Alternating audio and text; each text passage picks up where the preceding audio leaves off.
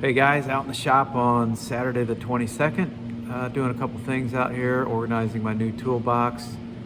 I also got a new saw last Sunday. I was plinking around on Marketplace and I saw a Evolution cold cut chop saw over in Mount Vernon, so decided to go over there and pick it up last Sunday. Got it out here and set up today. Gonna test it for the first time, so take a look at this video. Okay, here's a test of this new Evolution cold cut chop saw I bought. It's not brand new, it looks brand new, but this is the first cold cut saw I've ever used, so we'll see how it works.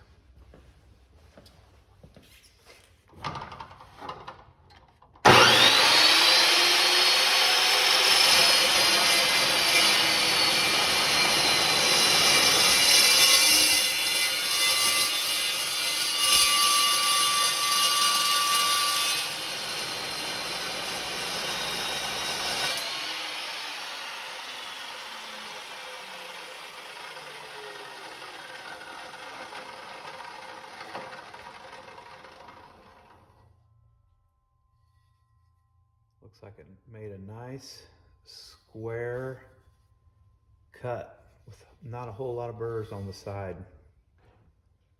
Awesome.